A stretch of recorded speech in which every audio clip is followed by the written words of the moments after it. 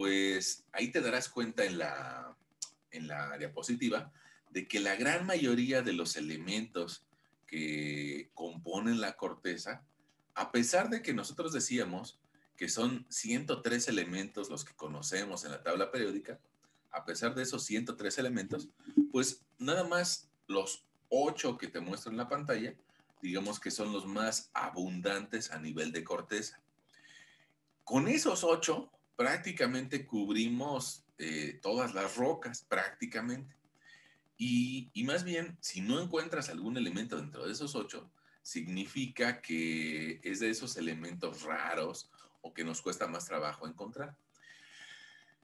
Evidentemente que si es más raro, pues va a ser más valioso, sobre todo si le damos un uso humano, porque probablemente algún elemento no sea fácil de encontrar, pero no se le da un uso humano, ¿no? Hasta la fecha. Bueno, ahora, fíjate, me gustaría también que te le quedaras viendo la parte superior de estos elementos y te darás cuenta que solamente estos tres principales, se llevan más del 70% de lo que hay en la corteza terrestre. Hablar de un 70% es un montón, es muchísimo, ¿no? Es pongamos como si nosotros ahorita hiciéramos una encuesta entre ustedes y les preguntara, oigan, Juan, ¿a qué hora que hacemos nuestro examen? ¿A las 11 o a las 7 de la mañana? Y si el 70% de las personas nos dice que a las 11, pues es un porcentaje mayoritario y que hay que tomar mucho en cuenta para hacer el examen a la hora que diga ese 70% de la población. Bueno, acá es la misma historia, ¿no?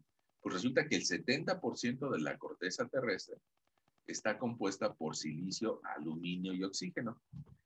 Eh, no es tan difícil de imaginar que el oxígeno esté incluso en las rocas, ¿no? Nosotros decíamos en alguna sesión anterior que adentro de las rocas hay pequeños alvéolos o huecos que permiten que esté un gas adentro de la roca.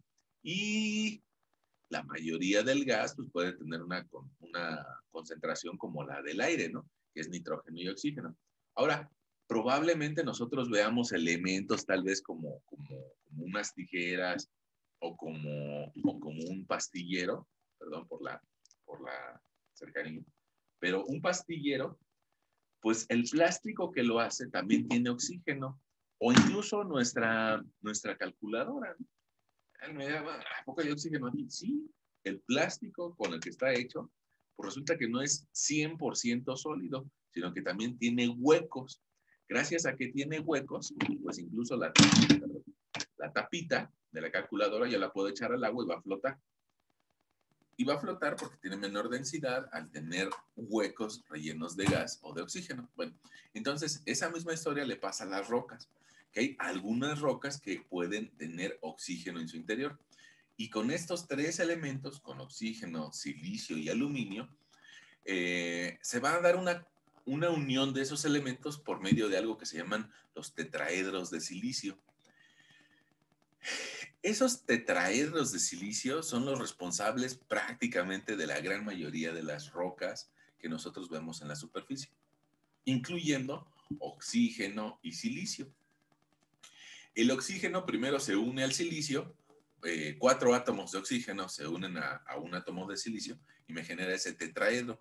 Y después, esa primera configuración piramidal se va a poder unir a otros elementos, como puede ser un magnesio, un potasio, un sodio, y me permite generar otro tipo de rocas. Ahora, estos elementos principales que aparecen ahí en la diapositiva como los más abundantes en la corteza, también aparecen porque tienen una densidad baja. No sé si recuerdas, y si no, pues ahorita lo recordamos, no sé si recuerdas que en alguna sesión nosotros platicábamos de que en un inicio, cuando se formó la Tierra, pues todo era la unión de muchas partículas que andaban por ahí en el espacio flotando y que las fuerzas rotacionales y las ondas de choque provocaron que esas partículas empezaran a unir. Y eso significa que en general la Tierra tiene tal vez una densidad de 5.5 gramos por cada centímetro cúbico. Ahora, esa densidad es en promedio, pero a través de algunos miles de años, tal vez los primeros 500, los primeros 500 millones de años, se generó una diferenciación de materiales. Y eso, en los primeros 500 millones de años, ocasionó que hacia el núcleo, y aquí vamos a ponerle a esta expresión que te acabo de escribir, promedio, resulta que hacia el núcleo se fueron agrupando los materiales más pesados, es decir, el hierro, el níquel y otros metales. Mientras que de forma intermedia se fueron agrupando pues, metales o materiales con una densidad intermedia.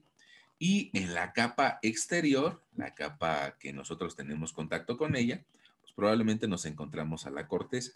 Decíamos también que la corteza es prácticamente un barniz sobre la Tierra. Es una costra muy delgada, pero en este barniz, pues la densidad es menor. E incluso yo creo que conviene ponerlo por arriba. Fíjate que la densidad de la corteza, si es continental, anda del orden de 2.6 gramos por cada centímetro cúbico. Si es 2.7, perdón. Si es debajo del océano, anda del orden de 3 gramos por cada centímetro cúbico. Y también podemos hacer referencia que hacia el núcleo podemos llegar a tener densidades del orden de 11 hasta 13 gramos por centímetro cúbico. Eso lo decíamos en alguna sesión que gracias a las investigaciones que hizo Mohorovičić o que hizo Gutenberg o que hizo la ingeniera Lyman, bueno, gracias a eso podemos saber los espesores y las densidades de los materiales. Ahora bien, la última capa, la que dibujamos en esta ocasión de color verde, en alguna sesión yo te decía que le podemos llamar capa axial. Voy a poner a propósito con minúsculas. La capa axial es la capa compuesta de silicio y aluminio. Pesa menos y como pesa menos, se va a la parte más alta. Y lo que pesa más, pues se va a ir hacia el núcleo. Bueno, pues resulta que esa capa de axial en nuestra presentación, pues tiene lógica, ¿no? Lo que decíamos nosotros algunas sesiones previas, pues aquí tiene la lógica de que sea lo que más encontramos en la corteza. Esta imagen la tomé, como varias otras, las tomé del Tarbuk. Entonces, por ahí te pido pues que también las consultes, ¿no? Tanto las imágenes como el texto del Tarbuk, para que te queden un poco más claros los temas. Ok. Ahora, nosotros también en alguna otra sesión platicábamos acerca del ciclo de las rocas, por lo menos como una introducción. Y en ese ciclo de las rocas hablábamos de algunos volcanes. Bueno, decíamos que las cámaras magmáticas elevan su temperatura del orden de 1200 a 1500 grados centígrados y que eso va a fundir a las rocas. Ok, ahora, más allá de esa plática, resulta que hoy te presento esta imagen que está bajada de internet, donde nos menciona una presencia de una aureola. Esa aureola está aquí marcada en azul, es una zona de transición donde el calor le afecta a las rocas que están cercanas a la cámara magmática. Es decir, no llegan a alcanzar temperaturas de 1500, 1200 grados centígrados, pero sí llegan a alcanzar temperaturas bastante importantes como del orden de 700 o 900 grados centígrados. ¿Qué significa eso? Pues que algunos minerales o algunos elementos químicos se van a lograr fundir a esas temperaturas. Probablemente tú recuerdes de que, pongamos una parafina, se funde a 50 grados centígrados o que el agua hierve a 100 grados centígrados. Bueno, pues lo mismo pasa con otros minerales y cada uno de ellos tiene un punto de fusión y cada uno de ellos tiene un punto en el que se lograría posiblemente gasificar. Pongamos, tú recuerdas el oro que a veces pues es apreciado por nosotros en la joyería. Bueno, pues el oro se funde a 1000 grados centígrados. Eso significa que tal vez el oro, estando en contacto más cercano a la cámara magmática, se podría fundir. Pero hay otros materiales que se funden a temperaturas menores. Pongamos un aluminio o un cobre.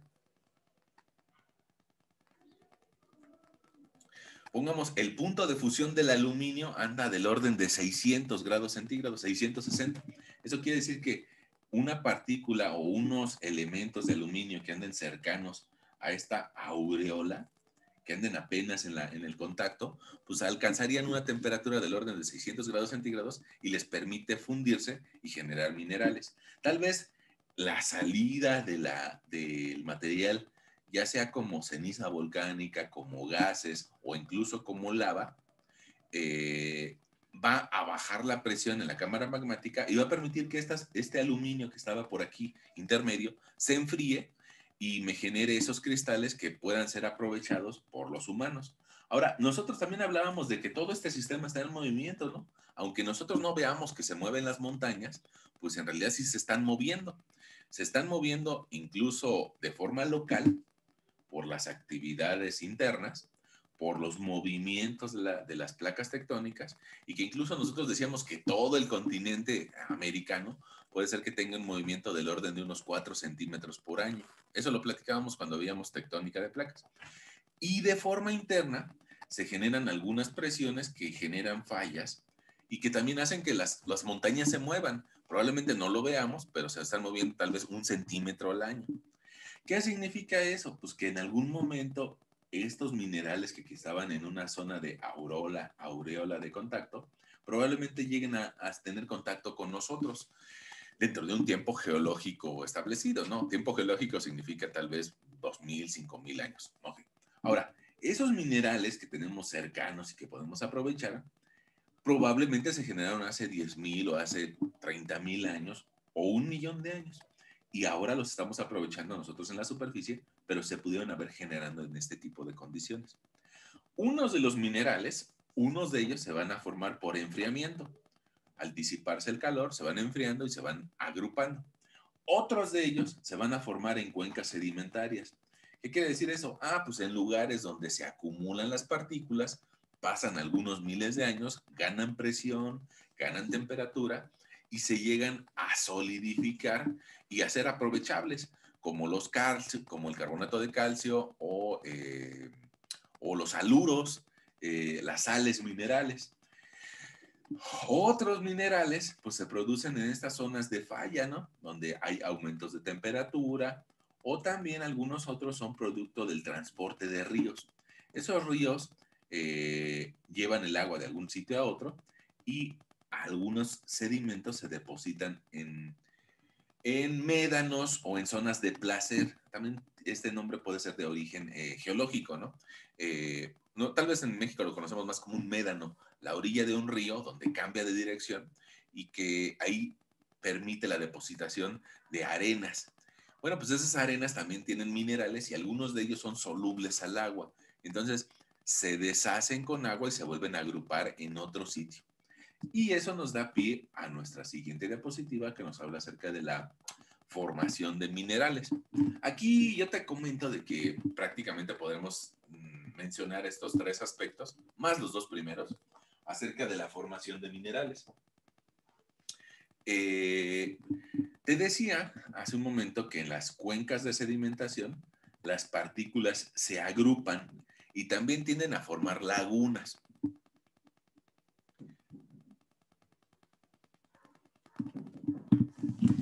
En esas lagunas, las aguas se remansan y permiten que las partículas que anden flotando en el agua se depositen hasta abajo, hasta el fondo. Eso probablemente tú lo veas también en tu cocina. Si tienes algún recipiente o si tu familia tiene algún recipiente que siempre está lleno de agua, probablemente después de algunos años notarás que en la parte de abajo o en las paredes se le genera un poco de sarro. O incluso en lo que le llaman la cebolla de la regadera. Si tú eres un poquito observador, te darás cuenta que también ahí en las perforaciones de la cebolla vas a encontrar un poco de sarro. Bueno, pues con más razón la naturaleza lo va a lograr en lagunas de evaporación. Entonces, este término de formación de minerales por precipitación atiende al hecho de que caen, caen las pequeñas partículas que están disueltas en soluciones acuosas. Es decir, cuando nosotros tomamos agua, aunque nosotros la vemos transparente, pues probablemente también tenga algún tipo de sales. Fíjense que pongamos este vasito de agua. Si soy un poquito observador o si le hago un cierto zoom, probablemente vea algunos puntitos. Y esos puntitos significa que son partículas de otra cosa que no es agua y que está flotando en el agua. ¿Qué puede ser? Pues puede ser sal o puede ser, pues incluso azúcar, ¿no?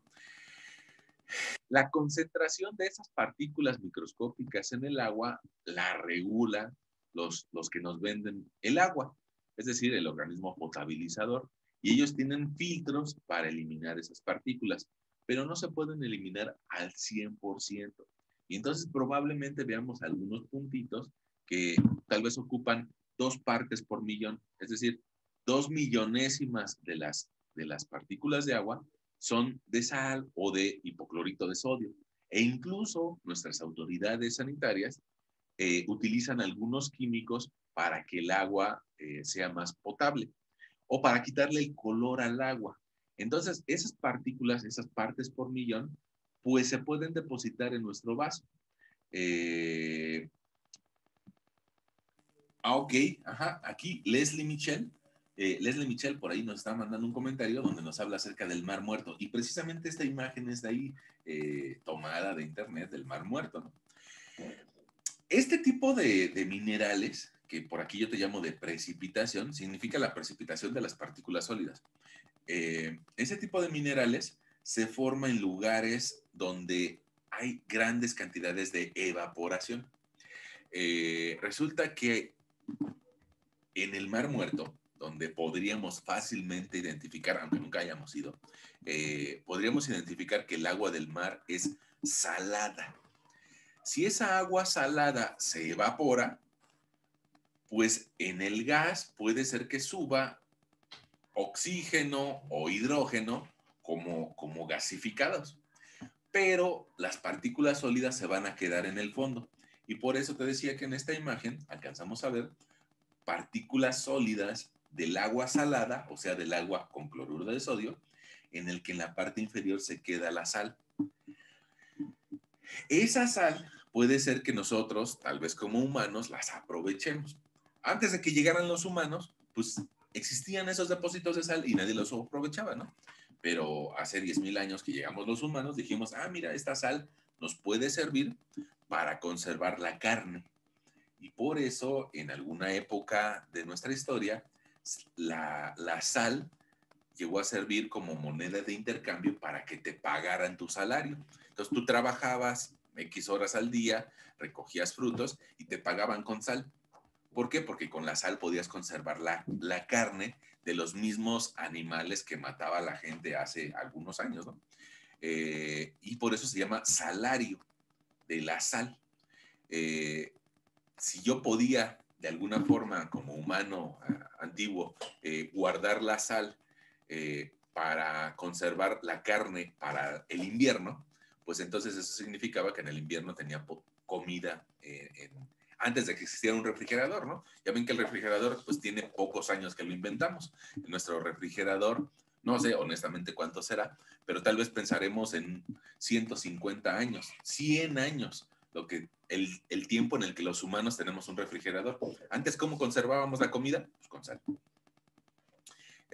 Incluso todavía existen comunidades en nuestro país hacia las sierras, donde hay bastante pobreza, donde siguen conservando la carne a través de salarla, o incluso los pescados. Ahora que se acerca la época de Navidad, probablemente alguien de ustedes coma, ¿cómo se llama? El bacalao. El bacalao, pues resulta que incluso se le llama así bacalao noruego, se trae desde Europa y sería muy caro meterlo en un refrigerador desde Europa para acá, ¿no?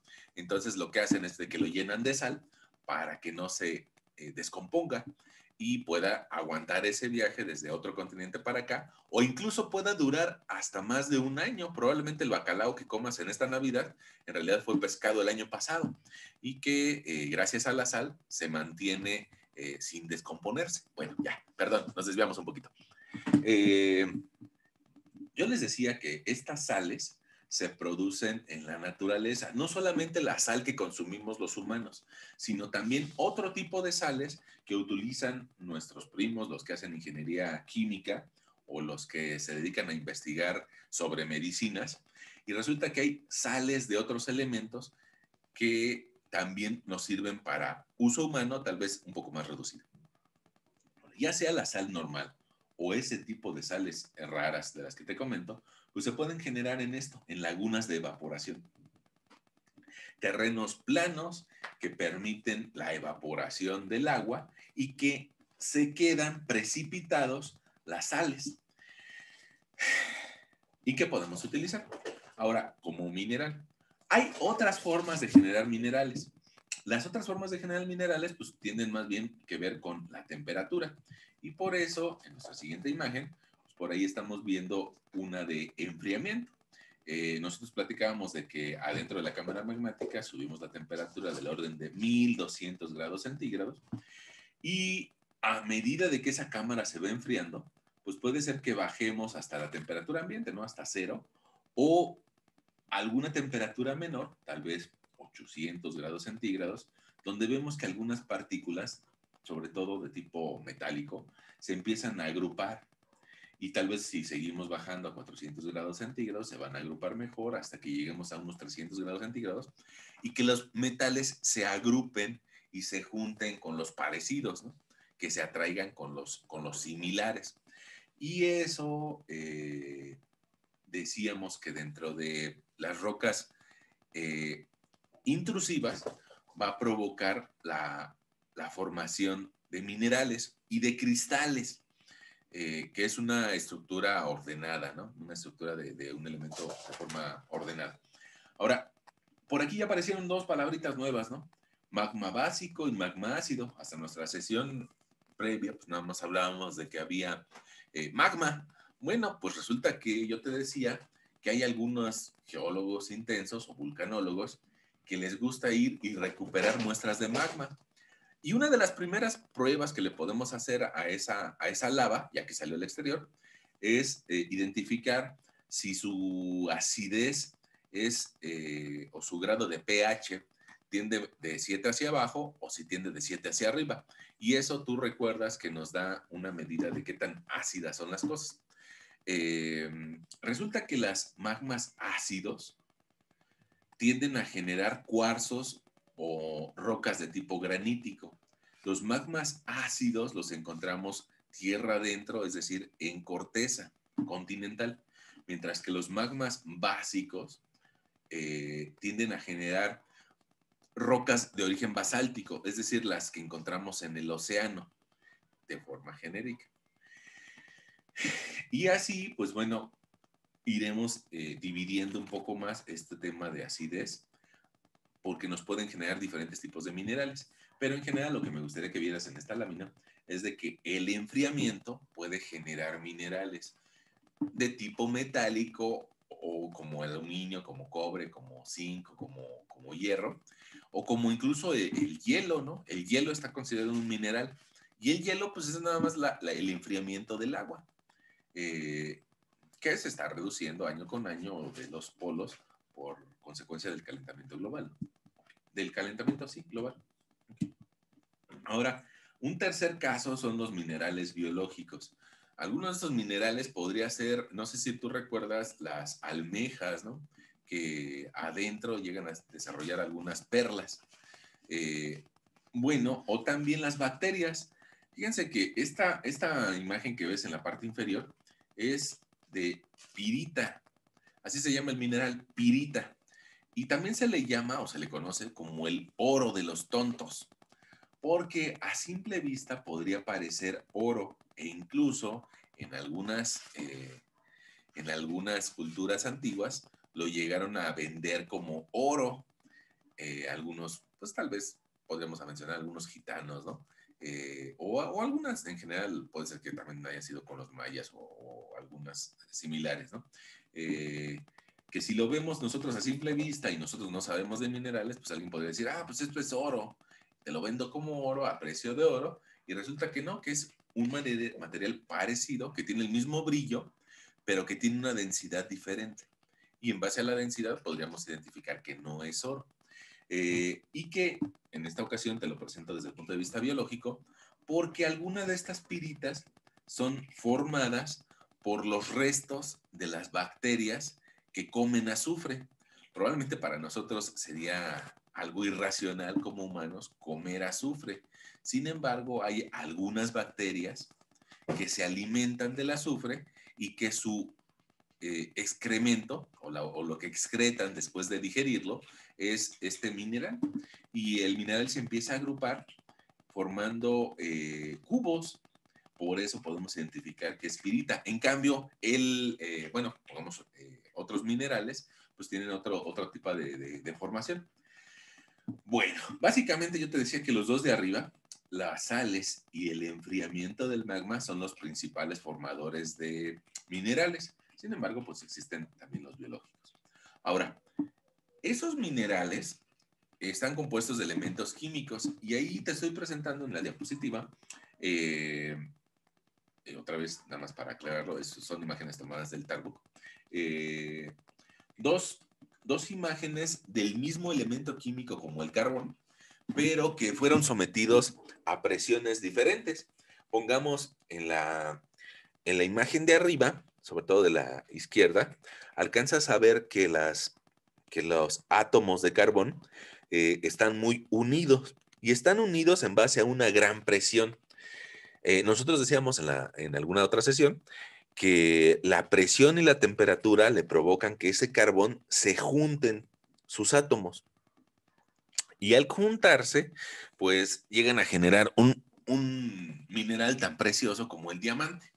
Sin embargo, si no aguantan, si no son capaces de resistir mucha presión y se mueven del lugar porque la naturaleza los hizo así, los movió del lugar, bueno, probablemente esos átomos estén más separados y que generen láminas.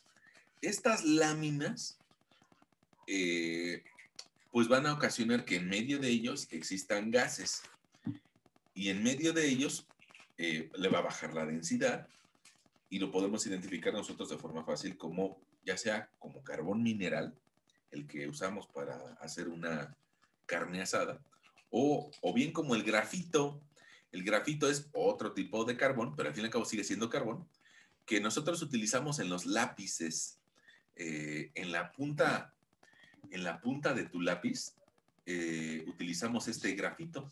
Este por aquí te lo estoy poniendo, un lápiz con el que todos nos damos a entender. Mira, ya me voy, ahí, exactamente ahí en la punta, pues tenemos un material como el grafito que tenemos en nuestra imagen. Ahora, lo bueno de esta punta de grafito es de que al estar hecha de láminas, pues digamos que nos recargamos sobre el papel y vamos dejando láminas de grafito sobre el papel. Se puede, eh, se puede pegar esta laminilla de grafito al papel y entonces pues ya me permite ver una escritura. Y eso es mucho más fácil que andar escribiendo en las paredes, ¿no? Nuestros primos, los cavernícolas, pues sí escribían en las paredes utilizando otra roca para dejar una marca. Nuestros primos, los grafiteros, pues siguen escribiendo en las paredes para dejar alguna marca de su civilización. Pero bueno, nosotros que somos un poco más civilizados, pues ocupamos un lápiz para escribir sobre una hoja de papel. Bueno, y eso es parte del mismo carbón, nada más que sometido a mucha presión. Y bueno, por ahí ustedes recordarán que existen diálogos o frases motivacionales que te hablan acerca de que pues probablemente ustedes ahorita al estar en una educación universitaria van a tener mucha presión, pero pues los diamantes necesitan presión. Y bueno, toda esa presión te va a ayudar a ser una mejor persona. Sí, hacemos esa metáfora, ¿no? Ahora, en general, todos los minerales pues tienen una serie de propiedades físicas Y en base a esas propiedades podemos darnos a la idea de que se trata de un mineral o que se trata de otro. A medida de que conozcamos esas propiedades, pues va a ser más fácil para nosotros identificar alguno de los materiales. Algunas de esas propiedades que podríamos mencionar, pues están, si tienen o no brillo propio, si tienen un brillo metálico, o más bien nada más te reflejan el brillo, eh, o si tienen, o si se comen el color, si tienen una opacidad, y eso se va a dar tal vez en minerales no metálicos, como podrían ser los que generan una horblenda, puede ser. El color, fíjense que nosotros todos hemos visto que a un costado de una varilla que esté muy expuesta a la intemperie, se genera un poco de óxido. Y ese óxido, todos lo hemos visto, que es de color marrón. ¿Por qué? Pues porque esa varilla que tiene un gran contenido de hierro, al tener contacto con el aire atmosférico, se oxida, es decir, que se unen algunos átomos de oxígeno con algunos átomos del hierro y me generan ese polvito que queda en el exterior de color rojo. Eso también me permite identificar que algunas rocas que tienen un color rojo y que tiene como polvito, pues nos habla de un óxido de hierro, como la varilla, ¿no? Nada más que, bueno, también puede ser que otros minerales también me den la misma coloración. Entonces, por eso necesito otras características para identificar qué tipo de mineral tiene. La forma de, miren, aquí hay tres conceptos que hablan de lo mismo. La forma del cristal, la exfoliación y el hábito son prácticamente lo mismo, nada más que tal vez hablándolo de una forma diferente. La exfoliación significa, déjame regresar un poquito para acá. Mira, esta forma del cristal, yo aquí estaría viendo un cubo y alguien diría, ¿a poco la naturaleza hace eso? Sí, la naturaleza puede hacer eso. La naturaleza nos puede regalar cristales con formas geométricas. Y alguien diría, bueno, es que eso lo hicieron los extraterrestres. No, no lo hicieron los extraterrestres. Lo que pasa es de que la estructura mineral de estos elementos, a la hora de unirse, y me voy a regresar unas láminas, a la hora de unirse atómicamente, genera un cubo. Entonces, cuando empiece a crecer, también va a generar cubos. No necesariamente porque lo hicieron los extraterrestres, sino por la atracción entre los electrones que se tiene, es por la forma que genera. Ahora, esta molécula o esta serie de moléculas de cloruro de sodio, aquí tú le estás viendo una forma cúbica. Bueno, pues resulta que esa forma cúbica también se repite, pongamos en estos granitos. Y tal vez no lo alcanzamos a ver porque tendríamos que hacerle un zoom al granito. Pero si vemos un grano de sal, también le vas a ver la forma cúbica como, como su molécula, un cubo de cloruro de sodio. Y gracias a esas observaciones es de que también podemos identificar, mira, algunos minerales. Entonces, algunas uniones de silicio con oxígeno me van a provocar minerales con esta configuración triangular. Algunas uniones de carbonos me van a provocar esta otra configuración de forma de octaedro. Algunas combinaciones, pongamos de cloruro con sodio, me van a dar estas combinaciones tipo cubo y algunas combinaciones me van a dar un dodecaedro o un cubocaedro. Bueno, pues eso va a depender de los elementos químicos que tiene. Y esa forma del cristal, a su vez, me va a hablar de la forma en la que se exfolian o se cortan.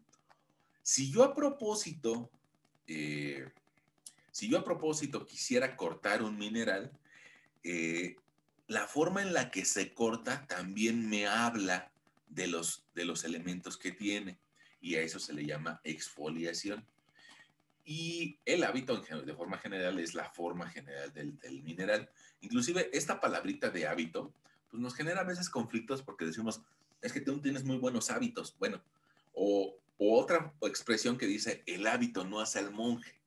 Bueno, el hábito es la forma. Y mira, para eso, antes de que entráramos a nuestra sesión, busqué por ahí hábito cristalino. Y, y eso habla acerca de los minerales. Fíjate que por aquí abajito verás algunos hábitos o algunas formas de los minerales, según si crece de forma radial, o si crece de forma de un prisma, o si crece como, bueno, aquí dice de forma caraloide. Bueno, pues esas formas nos hablan de la forma del mineral. Bueno, y por aquí aparecen otros términos como es dureza y tenacidad, que en algunos minutitos vamos a platicar acerca de la dureza de Mohs y la densidad, que ya hemos platicado en algunas otras ocasiones, ¿no? Acerca de que dependiendo de los elementos químicos y del volumen que ocupan, pues van a ser más o menos densos.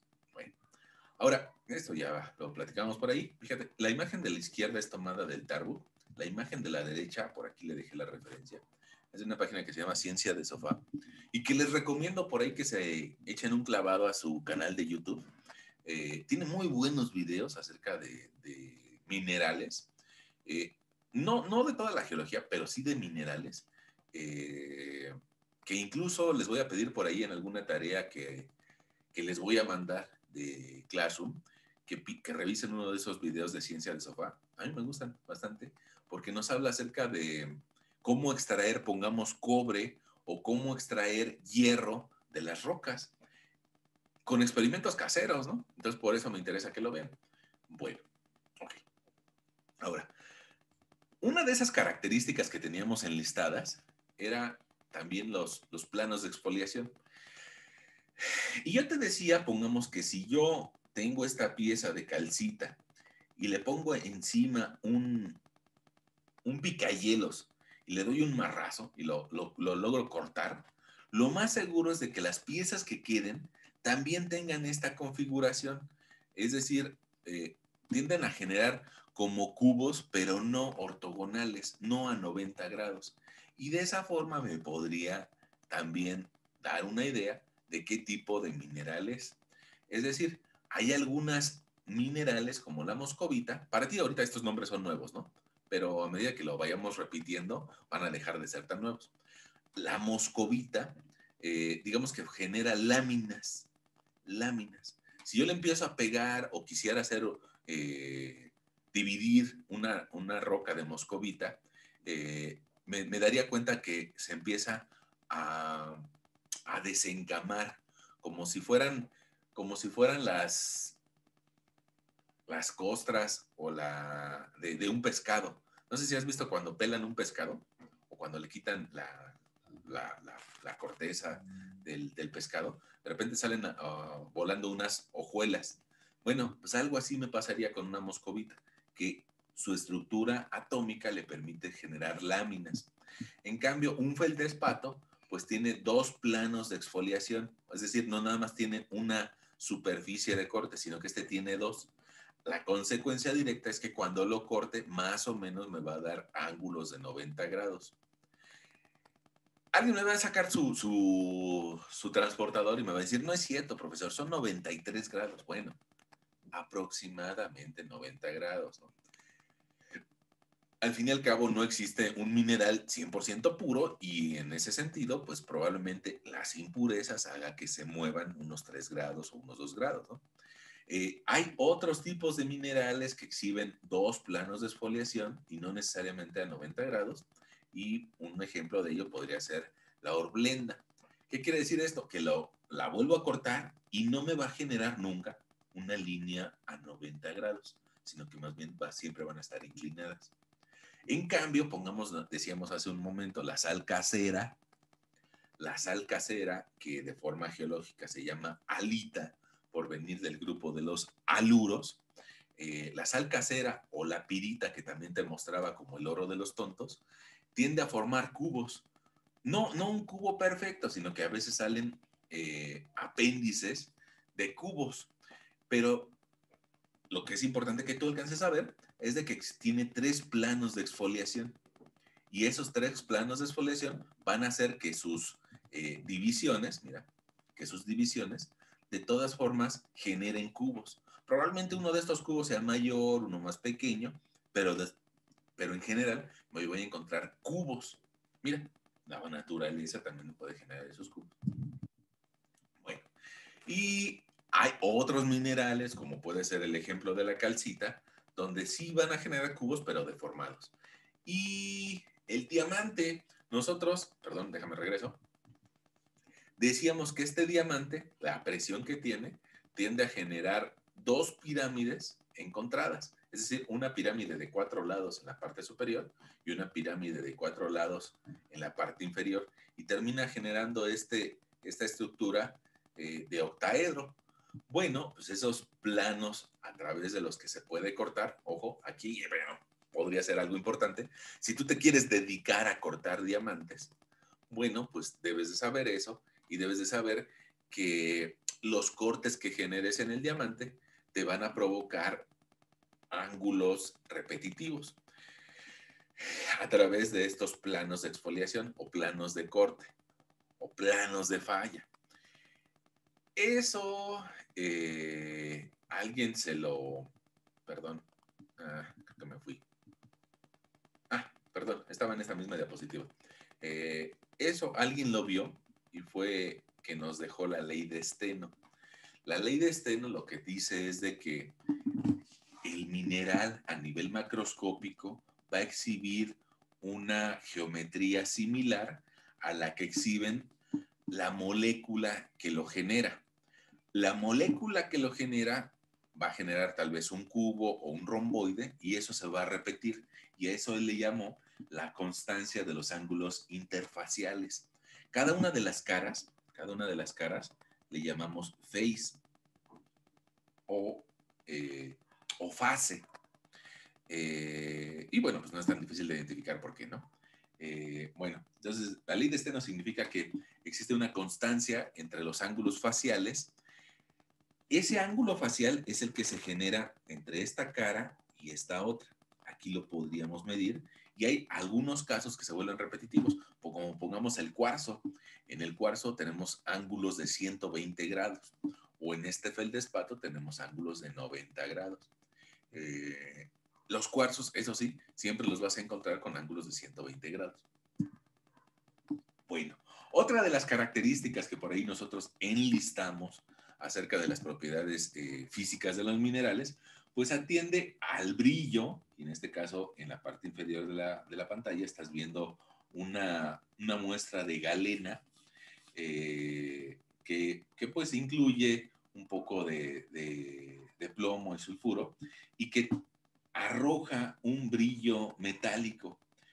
Hay otros minerales que no arrojan ese brillo metálico.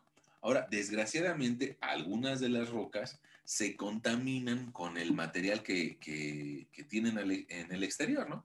Y esa contaminación a veces nos miente acerca del color real de la roca o del color real del mineral. Para eso, pues muchos de nosotros lo que hacemos es de que rayamos al material o rayamos a la roca. Y esa propiedad se le llama raya. Cuando lo rayamos, vamos a ver que genera polvito. Y ese polvito puede ser que sea del mismo color y que nos hablaría de que es, digamos, una roca joven o que también no exhibe un cambio de coloración, o bien que cambie de color. Y ese polvito nos puede a su vez indicar qué tipo de mineral se trata. Pongamos, alguien de ustedes, yo creo que siempre, o que les ha pasado, alguien de ustedes ha tenido esta tentación o esa necesidad de con una piedra dibujar sobre el mismo piso, sobre la banqueta. Y te darás cuenta que cuando vas pasando la piedra sobre la banqueta, va dejando una raya o un polvo de otro color. Pongamos, si nosotros tomamos dos piezas de concreto y rayamos una sobre la otra, pues vamos a ver que se vuelve un poco más blancuzca.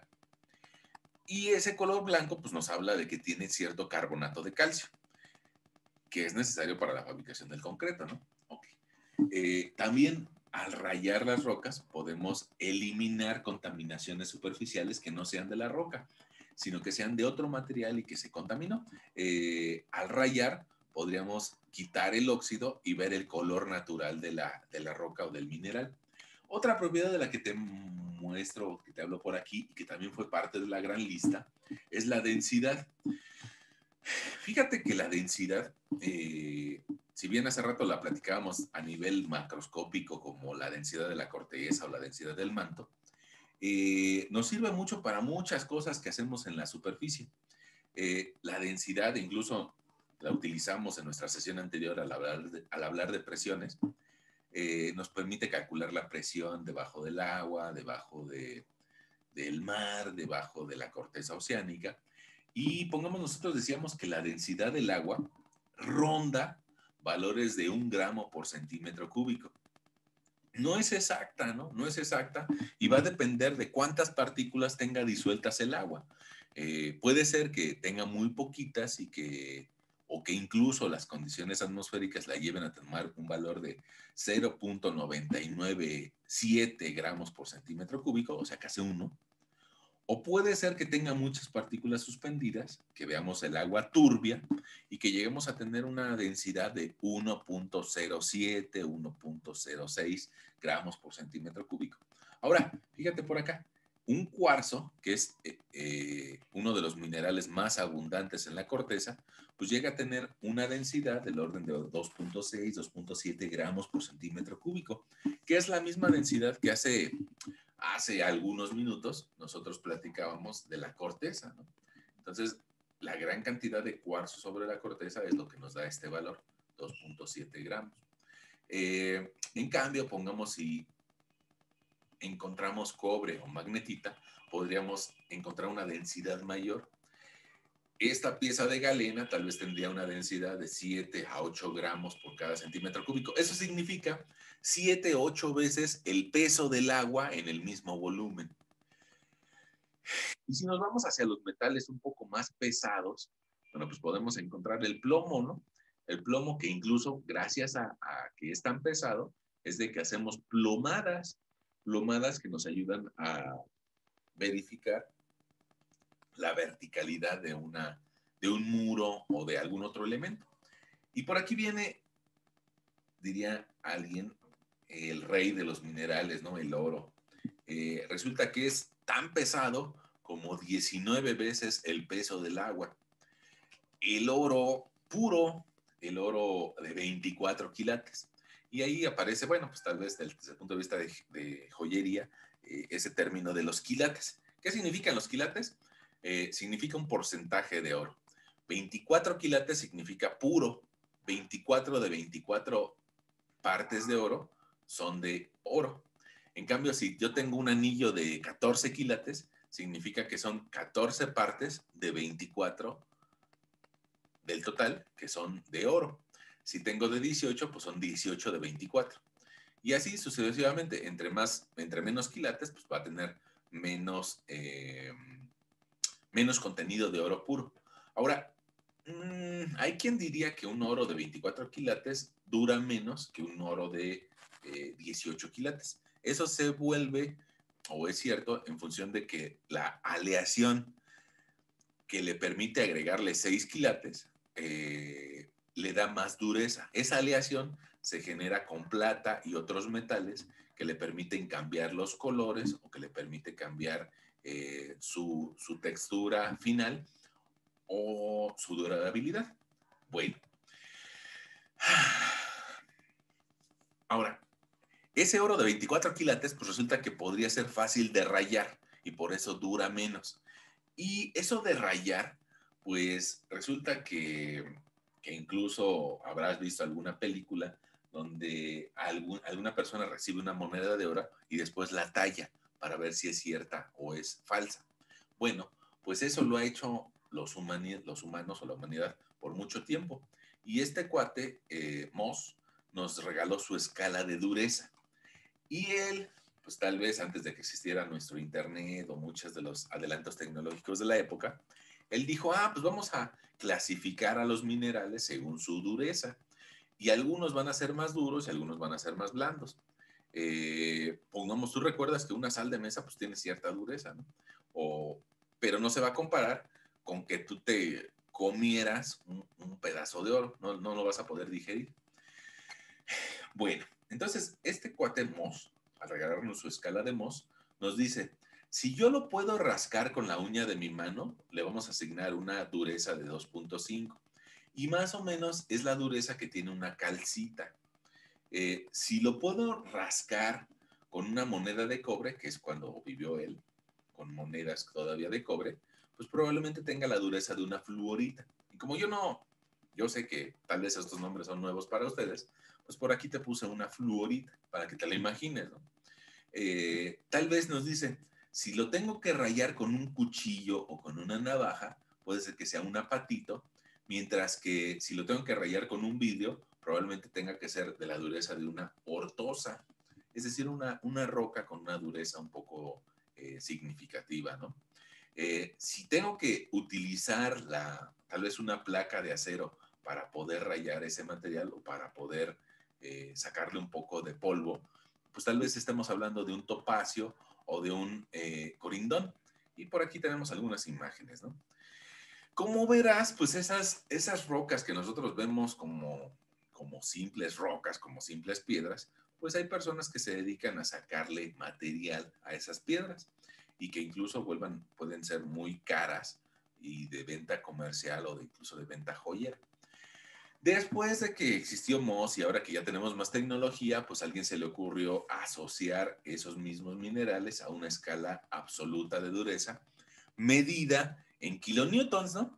Y esos kilonewtons, bueno, pues nos van a hacer una medida repetible, porque al fin y al cabo, el que yo pueda rascar un mineral con la moneda o con la uña de mi mano, pues alguien me va a decir, pues es que es la uña de alguien que sí se pone ajo o alguien que no se pone ajo en las uñas, ¿no? Ya ven que dicen que colocándose ajo en las uñas se puede incrementar su dureza. Bueno, pero al fin y al cabo, estas medidas que nos regaló Moss son subjetivas, no son verificables. En cambio, a fechas recientes ya se tiene una escala de dureza, te digo, medida en kilonewtons o en kilopascales, que puede ser más verificable por otra persona, que es parte de lo que nosotros decíamos acerca del método científico, ¿no?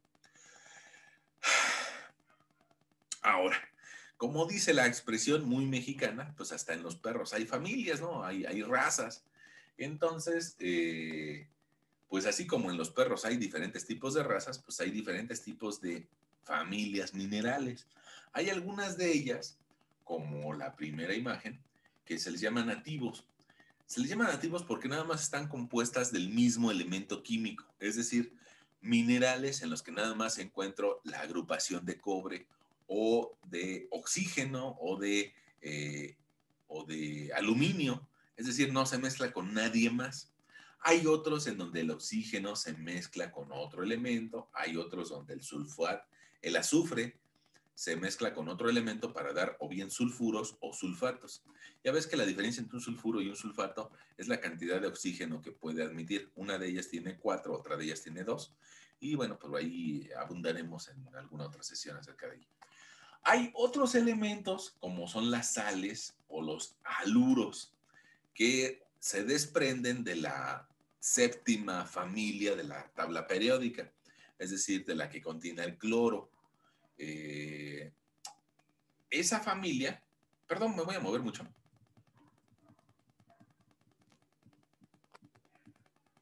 Esta familia, la séptima familia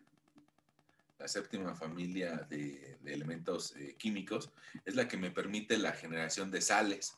Y esta familia, pues resulta que le sobra, no, perdón, más bien le hace falta un electrón en su última capa energética. Y como le hace falta un electrón en su última capa energética, pues tiende a juntarse con los metales del otro extremo, ¿no? Los que nada más tienen uno en la última capa energética. Y otra vuelta, pues cobra relevancia a nuestras clases de química. E incluso ustedes van a llevar de nueva cuenta la materia de química el siguiente semestre, ¿no? En la escuela.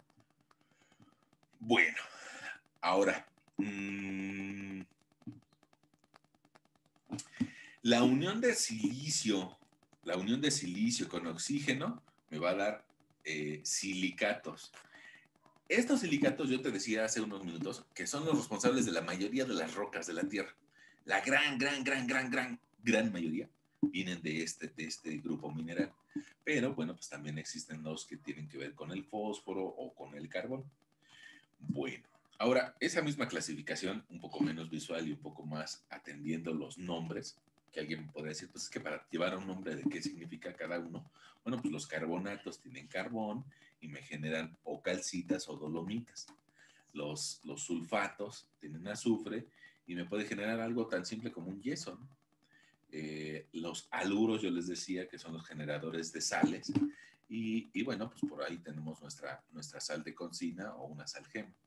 Y bueno, hay que recordar, esta lámina por ahí ya la habíamos visto, que la mayoría de los elementos que encontramos en la corteza son silicio y aluminio. Por eso, yo te decía que los silicatos es el principal grupo de formador de roca, los silicatos, perdón, por esta gran presencia de este 70% de silicio y aluminio, ¿no? Bueno, ahora, eso nos da la oportunidad de que por lo menos en esta ocasión veamos ese tetraedro de silicio. Fíjate que aquí lo que estamos viendo son cuatro átomos de oxígeno y uno de silicio en el centro. Ahora, es la configuración real la que podríamos ver si tuviéramos la capacidad de acercarnos y verlo. Pero como no lo tenemos y Darboux nos quiere facilitar la vida, pues lo que hace es de que en la parte de abajo amplía la molécula, digamos que hace un poco más largas los brazos del enlace y así sí lo podemos ver. Ese tetraedro de silicio está equilibrado electrónicamente hablando, ¿no? O sea, su número de electrones está estable. Sin embargo, pues resulta que al unirse con otro tetraedro de silicio, comparten un oxígeno. Y al unirse con otro, pues comparten otro oxígeno y eso va a hacer que mi cadena de tetraedros de silicios quede desequilibrada con... cada unión va a tener un electrón que le va a sobrar. Ese electrón que le va a sobrar le va a permitir unirse con algún otro elemento. Ahora, estas cadenas puede ser que se formen de forma simple o de forma de cadena doble o incluso como una lámina. Cada una de esas cadenas pues va a tener una carga eléctrica que le va a permitir unirse ya sea con un potasio, con un fósforo o con un sodio. Y esa unión a su vez me va a generar otro subtipo de silicato. De eso tal vez pues, platicaremos yo creo que en la siguiente sesión con mayor profundidad acerca de diferentes tipos de silicatos y también diferentes tipos de minerales que atienden a diferentes temperaturas de formación. Fíjate que esa serie de reacción de Bowen que estás viendo en la pantalla, lo vas a encontrar tanto en el Darboux como en algunos otros libros y también pues hay que dedicarle un cierto tiempo para platicar de ella, ¿no? Entonces por eso te digo que tal vez esa la veamos en nuestra siguiente sesión y algo que me gustaría que en esta alcanzaras a ver es de que los diferentes minerales o grupos minerales, familias de minerales, se forman dependiendo la temperatura a la que cristalicen. ¿Qué quiere decir? Que a temperaturas como de 1200, 1100 grados centígrados, va a ser más fácil la formación de olivinos o de piroxenos, mientras que ese magma, y hace ratito lo mencionábamos, ese magma va a tener una composición básica, es decir, un pH básico, mientras que a temperaturas más bajas, el nivel de acidez aumenta. Y como aumenta, pues me va a generar rocas de tipo félsico, como el cuarzo. El cuarzo, que es con el que tenemos contacto en la superficie, tiene una acidez elevada comparada con un olivino. Eso, esta serie de reacción nos da un montón de información en función de a qué temperatura se forman, pero también la dureza del material. Resulta que la dureza del material va de abajo hacia arriba. Los cuarzos y las moscovitas son mucho más resistentes que un olivino o una plagioclasa rica en sodio es más resistente que una plagioclasa rica en calcio. Y también tiene otro nivel de acidez, ¿no? La que está rica en sodio tiene una acidez fuerte, mientras que la de calcio es más bien de tipo máfico o básica. Ahorita yo entiendo que son palabritas nuevas, ¿no? Y para eso, pues nuestra intención también es dividirlo en varias sesiones para que esas palabritas vayan llegando poco a poco, para que poco a poco le vayamos entendiendo. Eh, Te decía hace un rato que el magma ácido, el de la continente, tiende a formarme cuarzos, mientras que el magma máfico o básico tiende a generarme olivinos más profundos, ¿no? También el olivino pues cuesta un poquito más de trabajo encontrarlo a nivel de superficie y también se cuesta trabajo porque se desarrolla a temperaturas más altas, a profundidades mayores y porque a nivel de superficie aguanta poco, se deshace rápidamente. Bueno, rápidamente en términos geológicos, ¿no? Y en cambio el cuarzo no, el cuarzo dura años y años y millones de años. Y pues ya, yo creo que por ahí podríamos terminar nuestra sesión del día de hoy, recordando de que van a existir diferentes grupos minerales y eso nos va a dar pie a que en la siguiente sesión profundicemos sobre alguno de estos grupos minerales, sobre todo los silicatos. Ahí sí los silicatos nos tenemos que a fuerzas meter más, porque son los principales formadores de roca. Y también vamos a hablar de ese tema, de minerales formadores de roca, que de qué están hechas las rocas, ¿no? Más allá de que sepamos de que son de magma y que son de elementos químicos, bueno, todavía podemos bajar más e identificar de qué están hechas las rocas y por qué me van a dar una composición ácida o por qué me van a dar una composición básica. Pero también para eso habrá que recordar la escala de acidez o la escala de pH. Bueno, pues yo creo que por ahí la podríamos dejar nuestro día de hoy y dejar ese tema para la siguiente sesión. Ya ven que, ya ven que nos